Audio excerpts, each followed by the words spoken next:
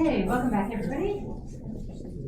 So the next session is a panel, which will allow us to kind of talk about the perspectives of different players in the RDM landscape.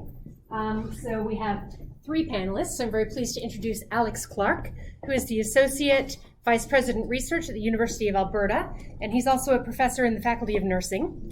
Alex is the co-chair of U of A's Institutional Research Data Management Strategies Working Group. Jeff Moon is a man who needs no further introduction, I think, the executive director at Portage. Director, not executive director. He's a One man day, of the people, one just day. the director. And Mark Leggett, who is the executive director Don't know what it means. at Research Data Canada, which is currently the RDM arm of Canary that, among other things, funds software development. So different organizations, different perspectives, and we're going to hear from each of them a little bit about what their organization is doing in the research data management landscape. So the format is that each panelist will talk for up to 7 minutes. I'm leaving it up to them how much they want to say up top. And after that, we're going to have a Q&A session. So please pop your questions into Menti as you think of them. We are getting kind of a store of questions, so I think we're going to have a really good discussion. But when you put your questions into Menti, it gives your colleagues an opportunity to upvote them if they think that's something they really want to hear about. So I really encourage you to put them in that way as well. And I think that's really all I need to say to you. Everybody can hear okay? Okay, great. Thanks very much. All right, Alex. Thank you, Lisa, and for the committee organising the conference. It's a real privilege to be here, and I thank you for the invitation.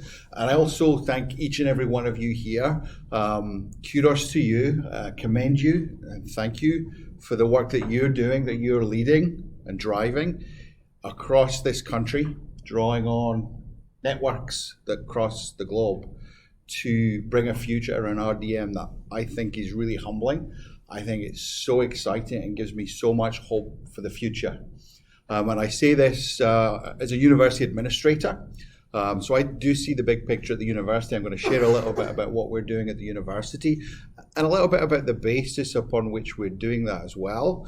Also, I'm going to touch upon some of my experience as a scientific leader, as a chair of peer review panels and a deputy chair scientific officer at CHR and Heart and Stroke for about the last decade.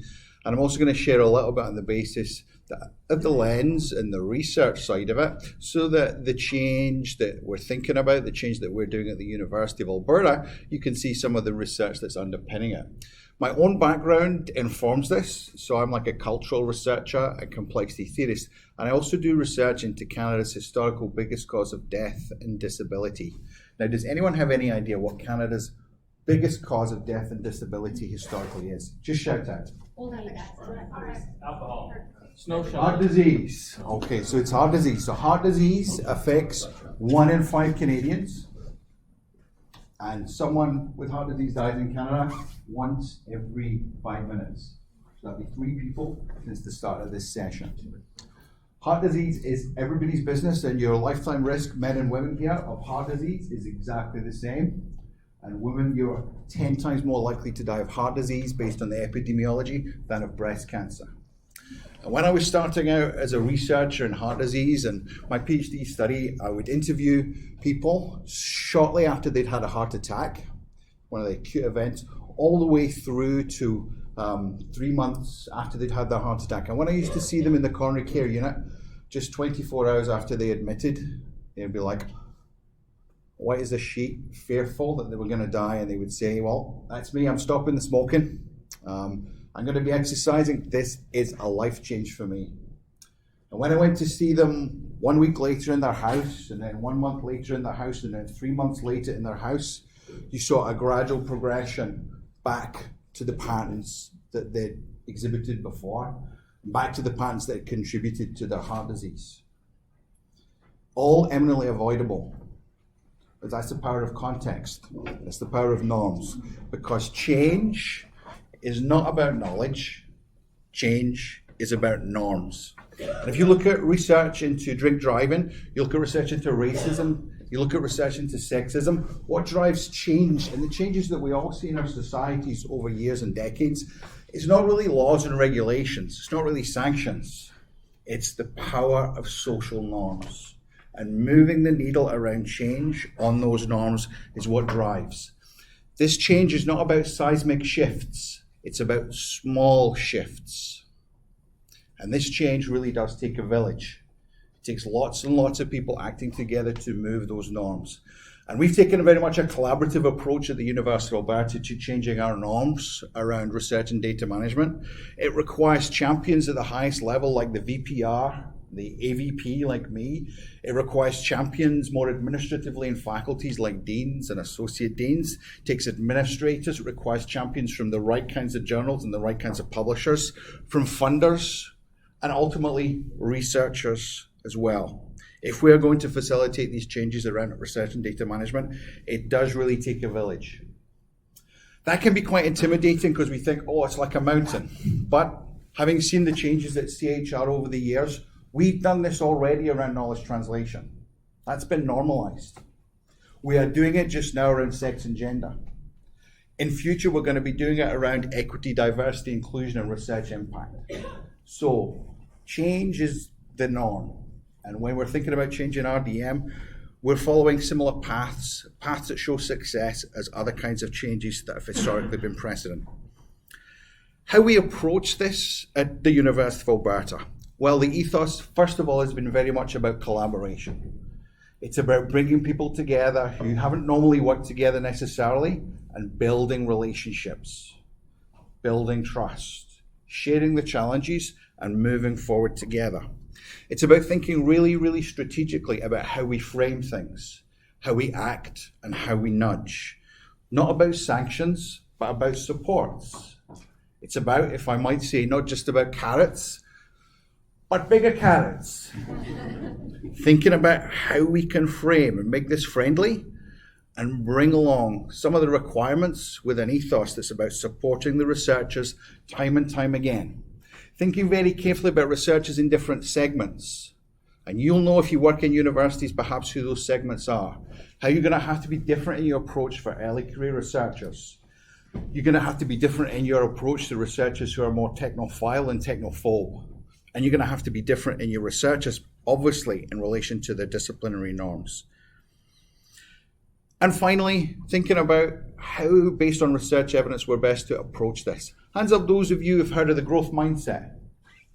Oh, wonderful. Growth mindset, research-based evidence that suggests it's not about your talent. It's not about proving how good you are at making change that's important. It's about improving how good you are at making change. And this means dealing with success and failure the same. We always try to learn. We approach every task with a sense of we're going to be strategic and savvy, but we must put learning first. And when opportunities come up to learn, not only from what works, but also what doesn't, to do so openly. To do so not defensively, but to recognize this is the path, if we really care about success, that we'll take. Paradoxically, not putting success first, but putting at every turn the learning first. So finally, I'll end up, how will we know if we've made change? And the reality is, in the short term, you will see apathy move to worry and hostility. And that's encouraging because it means people are starting to care and they have a sense of doing nothing is not an option. Secondly, recognizing the real power here is in small shifts. Whole research body of evidence around marginal gains. We don't want seismic shifts, we want small shifts in many, many things. And research suggests if you want success, that's the best way to approach this endeavor. And finally, to end as we started, the best approach is ultimately about together. It's about community. It's about each and every one of us here. And I look forward, on behalf of all our administrators in our universities, in supporting this change. Thank you.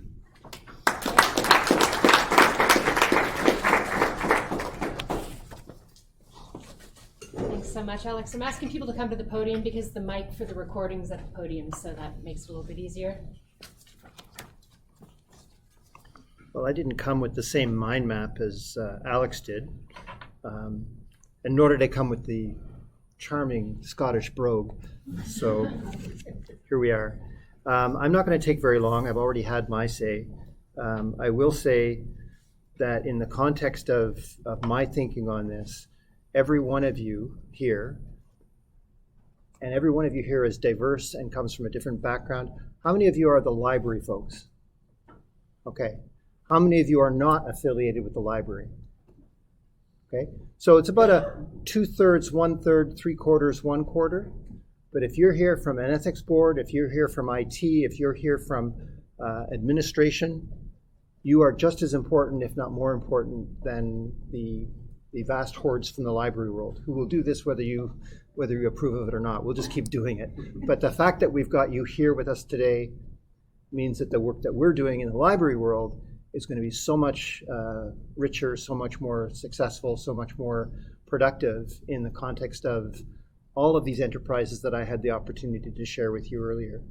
So I just wanted to say thank you for your engagement here. And over the next day and a half, we're going to be listening more to you, I hope, than you listening to us. And I will pass the mic over to Mark now. That was clear.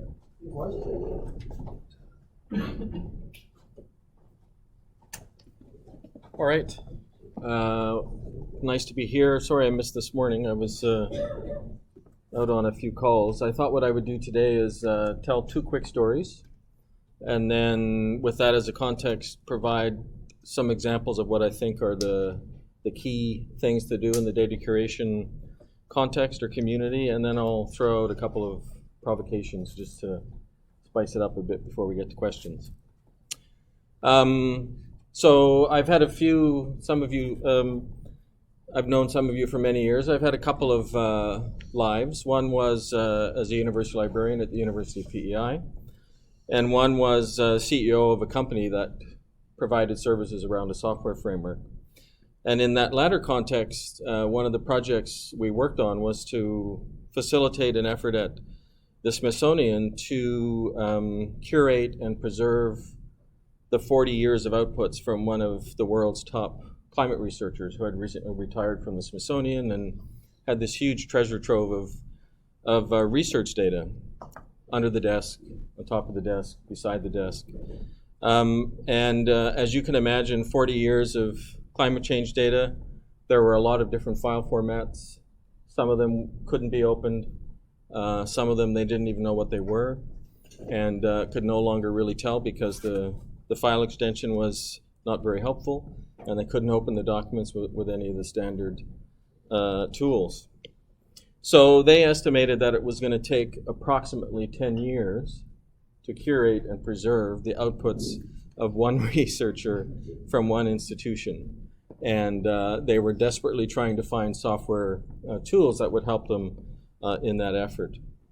So clearly a very complicated context, which many of you here that work in data curation would be familiar with when you get or in university archives, somebody retires, brings you their hard drive and asks if you could preserve and put it into the university records. Tough task.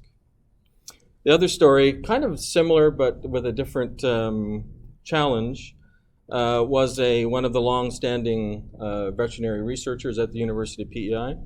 UPEI has a veterinary science program, and he used a lot of very rich images in his teaching and became somewhat renowned internationally as the go-to person to get a picture on a certain aspect of veterinary science. Not always the best image collection to browse through either. So when he retired, of course, his primary interest was, I need to preserve this content. Went to the library said, sure, we'd be happy to do it. Long term, we'll have some cost. We went to the department and they said, we don't have an interest in the content being preserved. So here was an example of a researcher who was respected in their community, but the long-term preservation of that collection, which required some financial support in order to do that, was not available. And the institution had no specific policy for the preservation of research data for retiring faculty. So another kind of challenging issue in this whole context. So over the years, with those as two examples, I've worked in various aspects of the data curation context. Currently, I'm, as Lisa said, Executive Director of Research Data Canada, and I help by managing Canary's Research Data Management Funding Program. So both a facilitator of conversations around best practices and funding. So some of the things that occurred to me that would be critical, and part of this was based on a comment that was made yesterday in one of the breakout sessions, that for me, digital curation belongs throughout the research lifecycle. Ideally, at the very beginning is where the focus is, rather than now, as those two stories illustrate, at the end of a researcher's career or at the end of a research project when they bring it to the library and ask the team at the library to go through that painful process. So for me, the key way to do that is to take an embedded approach. So for me, data curation would be most effective with the data curation folks, librarians, and others embedded in that research ecosystem. And to me, that means you're actually part of the research team, from the point at which the PI submits a proposal to the point at which publications are made. It'll take a while to get there. Who was it? Does somebody remember standing up here and mentioning embedded? It was, yeah. So what was the context again? We were just talking about, how to get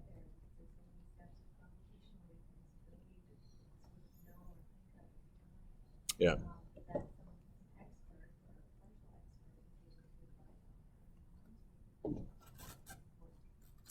So I refer to that as the librarian mojo being inserted into the research team. But the concept of embedded librarianship, just speaking to the 2/3 of the group, when I was a university librarian in 2 institutions, was not a very popular context. It takes librarians out of the comfort zone of the traditional kind of library workflow and inserts them into the biology department or nursing department or whatever. So it is something that is going to require substantial time and effort.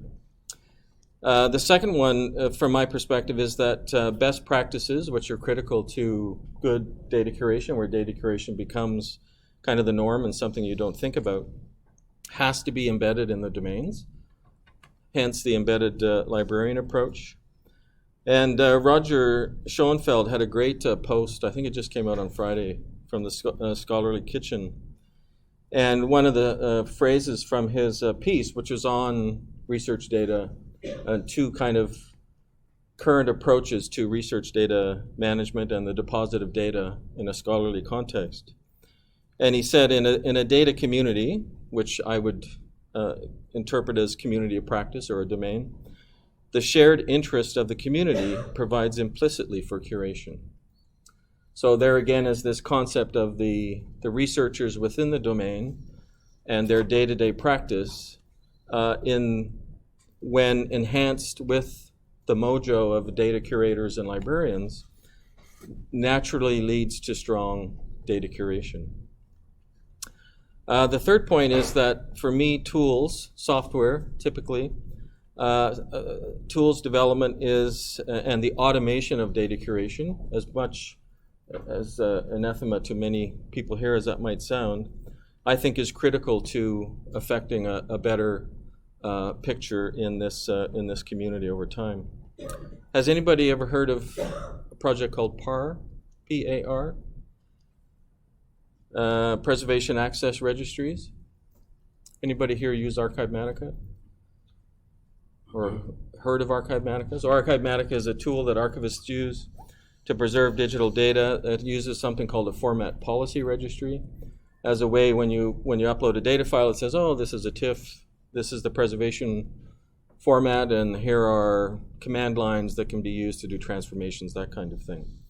So PAR is an attempt initially funded by JISC, I think last year, to generalize the Archivematica format policy registry, which has an equivalent with Preservica, which is a commercial equivalent, but it's a demonstration of the challenge we get with the siloization of our research infrastructure.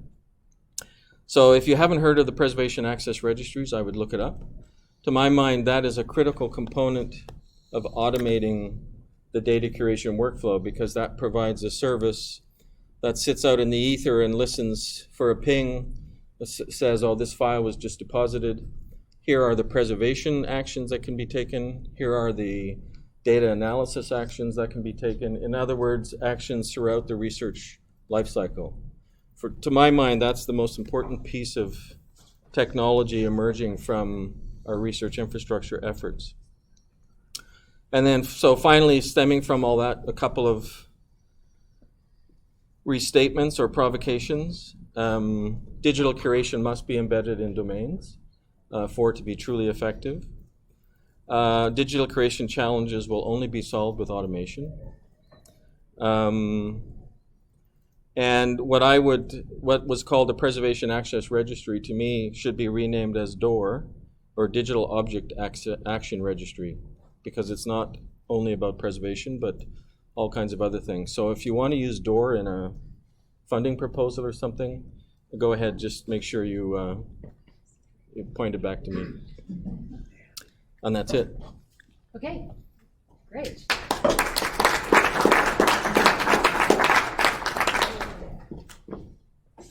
Thanks very much. It's really interesting to hear each of your perspectives as people representing research organizations, software development, and researchers as well. So this is the time that you can ask all of your burning questions about research data management in Canada to 3 extremely qualified experts at the front of the room. And we do have some questions on screen, so I'm going to start going through some of those. But put your hand up if you have a question that is too long and complicated to be typed into the box. I know I have at least one of those, so I'll be scanning the room as well. So the first question, and I invite you to expand on the questions if you want to talk about something that's related but not completely on topic.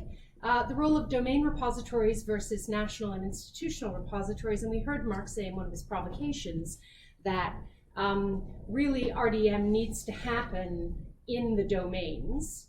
And so do repositories have to be in the domains as well, or is that, could you have national repositories that are not domain specific, but other kinds of domain specific software happening in the research environment? So I think, Mark, because it works, I'm going to throw that question to you first, but I'm going to give everyone a chance to answer. Should we come back here when we answer? Yes, I'm getting the nod. Yes, for me. So it's a great first question, a pet topic of mine. The current RDM funding call 2 is focused around national data services, and everybody always has a challenge getting a sense of what it means to be a national data service. So for me, the 2 kinds of domain repositories versus institutional / national refer to different use cases. So to my mind, an institutional repository is exactly that. It's a system that reflects institutional academic scholarly output.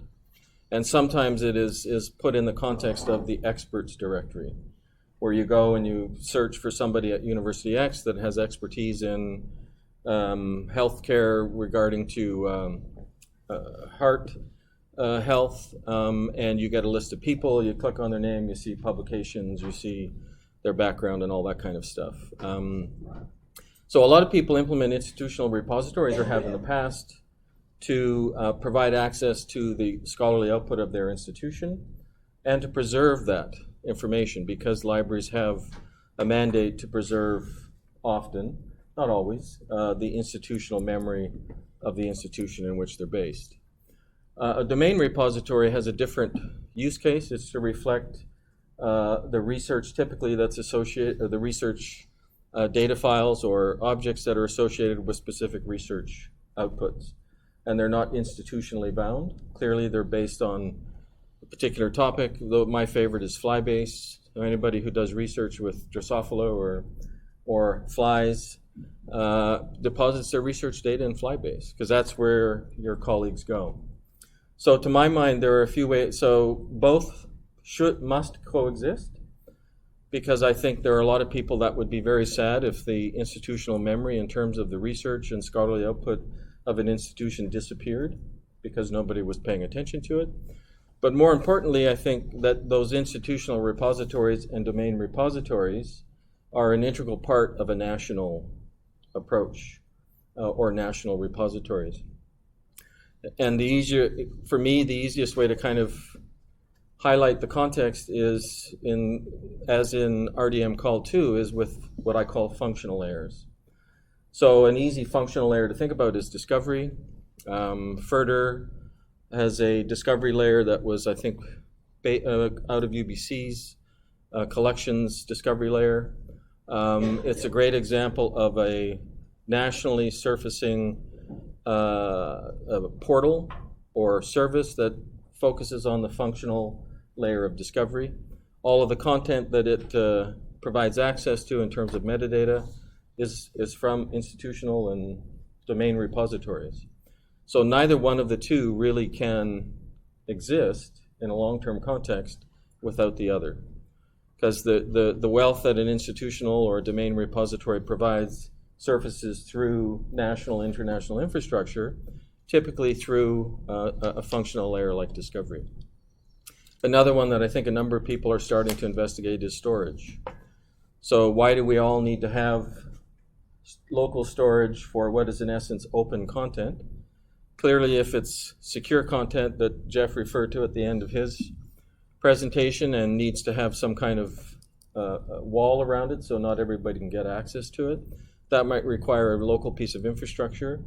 But if everything is open and publicly accessible, why aren't we all just storing all that open data on one big server farm in, I don't know, Europe or Australia or Canada? Or like, to me, it doesn't make any sense that storage thing, which is a very expensive long-term consideration for an institution, doesn't take advantage of what I would call a distributed storage approach. So that's a few comments on the question. Great. We'll do Jeff and then Alex, if that's okay. Thanks. My thinking on this is you could think of repositories as appearing along a continuum, but I think that's limiting. So institutional repositories, domain repositories, multidisciplinary national repositories, if you think of them along a continuum, you're limiting the conversation. I think if you think of them more as a matrix, because there is overlap and there's connections, and there's connections that if they're there, that's great, and if they're not there, maybe they should be there. So I like to think of it more of a matrix. So for example, if you have a domain repository and it makes sense to have a domain repository, let's use a domain repository. And some have been long-standing and serve the community well. If, on the other hand, you have a domain collection of data that's maybe been sitting in a cobbled together repository, as I think is the case in a lot of instances, and they're not very sustainable, they're not financially supported and so on, they're on a grant or something like that, then maybe looking at one of the other repository options. I'm not suggesting an institutional repository is your best bet, but one example would be, and this is a real life example, at Queen's University, we have a biology station north of Kingston that has been operating for 50 years. And the current director of that is a polar researcher, but also does work in the context of that biological field station. His 16-year-old son developed a server farm, a RAID partition sitting in his office, and wrote code to load data into it. And it was there for 2 or 3 years, and he came to the library and said, this is what I've got, whatever. For whatever reason, he intersected, or we intersected with him. The thing about 16-year-olds is they grow up, and they move on. And the code that he wrote was not standards compliant. The interface in HTML was fine. It did what it did, and you could find the turtle data set, and that was great. But it wasn't sustainable. And so what they did was they said, well, we'll work with the Queen's piece of the Scholars Portal Dataverse, and we'll carve off a piece of that within the Queen's Dataverse and call it the Queen's University Biology Station. And it's branded, and it's got a picture of some some particular piece of wildlife, whatever, so a snake or a turtle or something, and it's branded and it's there, and that's where their data is sitting, and it's purpose-built in as much as it needs to be. There's nothing terribly funky about this data that requires vast amounts of storage. The light just went. There we go. So that's just an example of where we don't need to look at this as sort of a continuum of either, it's either or. I think there are instances where a domain repository makes sense. There are other instances where we can work within the context of other repository options in a more of a matrix approach. And there are ways of going out and finding the right repository. And one of the best ways, in my view, is to go and talk to your specialist on your campus and find out what they recommend based on what's available to serve your purposes. Thanks, Jeff. I think this is an area where it's tempting to think about sometimes we do the wrong things right. And you can give the right answer to this question, but it's the wrong question.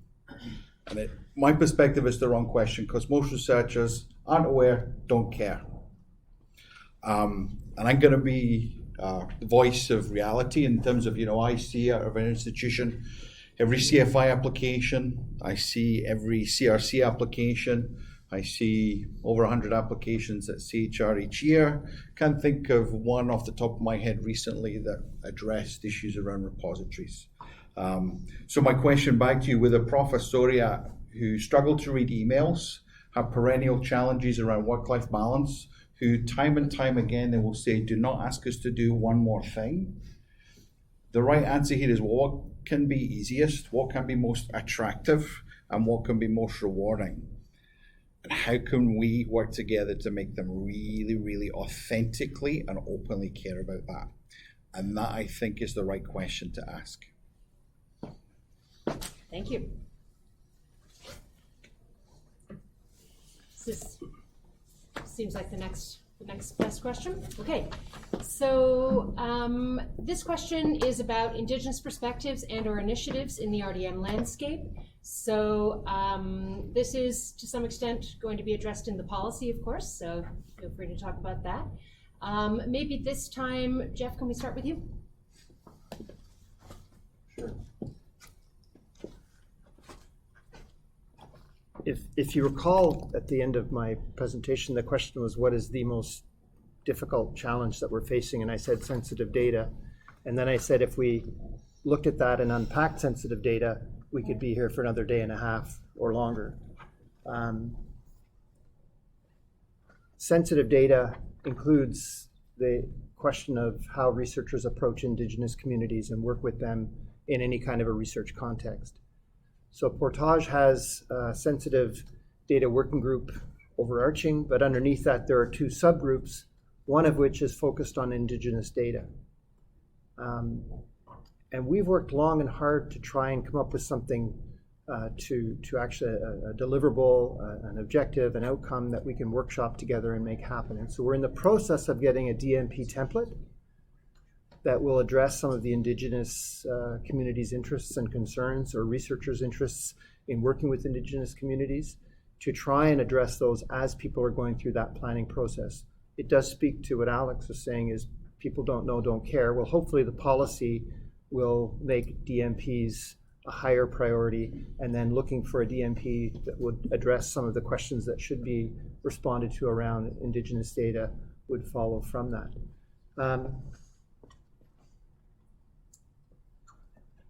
Yeah, I had another thought with this, and it sort of eluded me, so it might come back to me. But one of the challenges I think in this is, and the biggest challenge with this, is that we can't think of this as a homogeneous one thing. We've solved the problem with the Indigenous community data. We've written a template, we're done.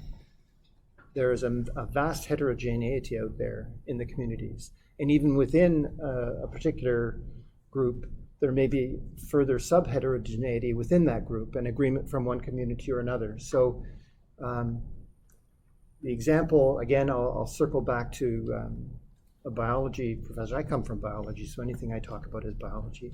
And Mark will possibly do the same because he comes from biology, and Aaron comes from biology, and Shahira comes from biology. So there's a lot of biology folks in this room dealing with this sort of thing. but it was an issue where they were going out into communities and they wanted to study polar bears. And you can't go out and shoot polar bears, and they don't even want you to go out and tranquilize polar bears. They're endangered and so on. So how do you study polar bears? We study polar bears by, how do I say this politely, and you pick up what they leave behind. I think it's termed scat. Whatever's left behind after they've digested what they've, anyway. So they can pick that up, and you get an amazing amount of information out of that. But they needed to map out, they needed to get permission from the Indigenous communities. The information that was gathered about the migration patterns of these iconic creatures in Canada were very central to the Indigenous populations in the North. And for them to go up and even collect bear poop, they needed to be working very closely with each individual community through which the bear migration patterns were working. So this is not something that is trivial. This is not something that can be dealt with in any one fell swoop kind of way. So the perspectives are there. It's just they're in that group of challenges. And I'll finish by saying that what we've tried to do with Portage and we're trying to do with these other initiatives is to not forget the challenges, work on the challenges, but at the same time don't get bogged down so that the whole enterprise grinds to a halt because we haven't solved these issues. We're still relatively young in this enterprise. We're going to be 5 or 10 years from now. I'm looking forward to looking at all of you younger faces and seeing all of the challenges that you've overcome over the next 5 to 10 years. It'll be just fantastic. So this is one of those challenges. Thanks. Alex? Thanks, Jeff. From an institutional perspective, I think obviously this is really important for institutions recognizing our history, recognizing contemporary healthcare challenges and social challenges as well. Ongoing challenges around Indigenous involvement. It's certainly on many campuses, Indigenous scholars get many requests to be involved in things. And I would say, don't build a relationship the nanosecond you need something from someone, because that doesn't go down well with any of us. Start to strengthen those relationships now with your Indigenous scholars, your Indigenous communities, and think how they can best be involved and engage with moving forward in future. I really echo Jeff's point about avoiding, anything that looks like it's tokenistic. I think true openness is extremely challenging and probably a position of discomfort. And you're starting to move to a place of openness when you start to feel uncomfortable. Things feel out of control. You start to worry about watering down some things. You start to worry about core elements from your perspective of the story that you hold to be most important. But working together with Indigenous communities, I think, requires us all to really authentically have that openness to truly listen. The most underrated leadership skill. To truly listen, not when it's easy, but when it's hard, and to work collaboratively. I'm also going to ask my colleague, James Doran, who works with me at the University of Alberta, if he's got any perspectives to share, because I think he also has some links federally around where this is in terms of the bigger picture around Indigenous populations. Put you on the spot here, James. Thanks, Alex. No, it's it's very impromptu. There you go, James.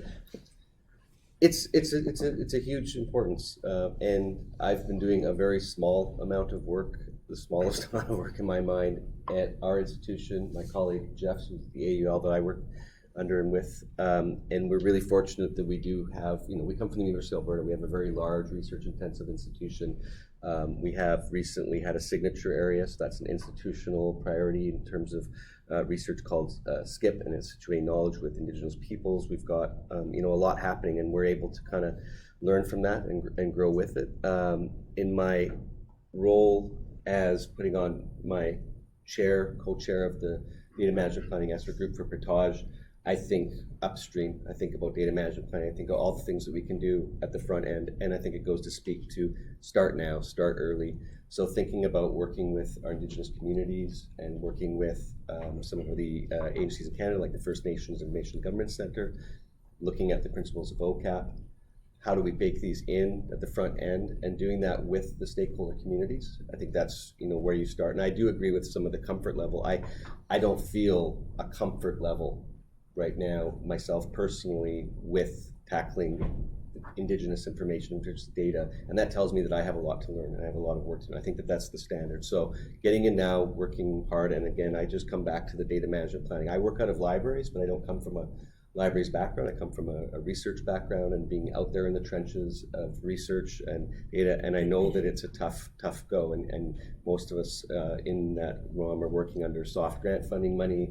The needs and the priorities are infinite, but you're running on finite resources, right? So the more that we can do to help support those researchers, those research programs, by giving them the capacity, and I think that that's a lot of what we're trying to do. That's what Portage is doing, Research Data Canada is doing. That's what we're trying to do on our own institutional Research Data Management Strategies group, of which this is certainly going to be a component. And I agree with, I think what we were saying is learning from our mistakes, right? Like don't going in and you're not building something that's bulletproof and expect it to be that. Be able to go out there and then see what works and course correct and kind of move forward more positively and learn from every. So I don't know how much that directly answered it, but a little bit of. Thanks, James. Yeah. Mark, did you want to comment on this as well? Did you want a question? Yeah, I do have a question. I'll just shout it out then. I'm kind of surprised nobody's mentioning, it just came out in 2019, the Dimensions, Equity, Diversity, and Inclusion Canada that's being jointly administered by CIHR, SHRC, and that whole group, and it's currently in the pilot phase, but it's, the charter that came out is to make, drive a deeper cultural change within the research ecosystem. So this is something we should be looking at when we're discussing Portage and all these things. In this context, because it's come out of the government and the funding agencies. That's a really good point. And one of the points I was going to make is working with colleagues at SHRC, for example, on the capacity building grants and other contexts. One thing that's very clear to me is the tri-agencies have EDI and Indigenous data and research interests at the top of their agenda. And I see it at all levels, from the application materials to the review of materials and throughout. So yeah, I would definitely echo a shout out to our federal funding colleagues for doing a great job in terms of EDI and Indigenous research interests. Two other points I was going to make. Show of hands, how many people have heard of the FAIR principles? Yeah. How many people have heard the phrase, be fair and care? And do you know the organizational context for be fair and care? To put you on the spot?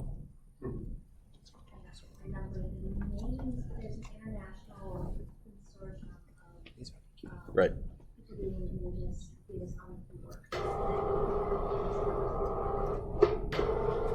So, from my perspective, Not distracting at all. no, it's like working from home. The most important part of the answer to the question to me is the perspective is in individual Indigenous communities. And the only way to properly reflect the important considerations that have to go into a new research program all throughout the life cycle is to have a conversation with the community where that research is based or where that research has an impact. And that, of course, is a fundamental concept in the First Nations OCAP principles. One of the first things I did, I think it was in the second month after I started with RDC, was take the online OCAP course, which I would definitely recommend to everybody. So the new organization that our colleague refers to as the Global Indigenous Data Alliance, or GIDA, which just formed a month or two ago.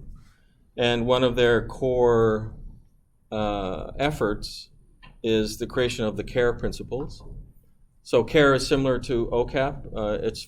It's consideration of Indigenous communities in an international perspective. And CARE stands for Collective Benefit, Authority to Control, Responsibility, and Ethics. So if you're familiar with OCAP, and you're familiar with FAIR, then I would take a close look at the Be Fair and Care initiative out of GITA and join the GITA list, because I think it's an important initiative that is trying to provide the foundational best principles or best practices context, which you would then consider when you go in to think about a new research program within a specific Indigenous community in Canada. Great. Yeah, I'll take an audience question here, please. It's okay, you can just yell it out. Okay, I'll try to speak loud. So that was my question. So thank you very much for the thoughtful responses, all of you. So I'm with the First Nations Information Governance Center, which was referenced, so thank you for that. And thanks for the reference to OCAP.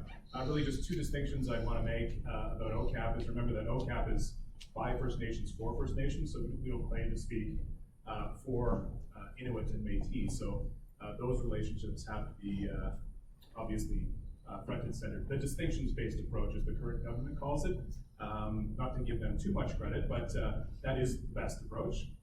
And then the other distinction around OCAP is, so the organization FNIGC, we're the stewards of the OCAP principles, and so when you take the course, you learn about what those principles are. We always need to, even after people take the course, remind them that there's a difference between what principles are and how those principles can be expressed on the ground in lived reality. And so in the case of First Nations, it's only rights-holding First Nations that can express what OCAP control, ownership control, access and possession really are. So that's the main distinction. And so that's the level of thinking, at the very least, that institutions and organizations have to partner with individual First Nations, or however First Nations choose to come together collectively. That's the level of, that's the starting point of the conversation. Thank you. Wonderful, thank you very much. I just wanted to add one other thing briefly, and Mark and Portage and a few others in the community were given the opportunity to look at what we hope is a penultimate version of the RDM policy. And if there's a delta between the policy that we saw prior to that last version we saw and the one we saw, it was a much more frequent appearance of Indigenous data concerns expressed in the policy. It was there throughout the policy in a way that it was there earlier, but it's certainly a richer and deeper presence within the policy than it was in the previous version. So I'm expecting that that will survive to the actual policy drop in the new year, and I will not put my colleagues and friends on the spot to actually nod or wink or do something to indicate that in a public forum, because we're in the middle of the election period. So. Great, thanks. Should we do one more question, or do you want to take a break? Yeah, it's 3 o'clock. We're good. Time to do a break. Thanks, everyone. Thank you so much to our three panelists.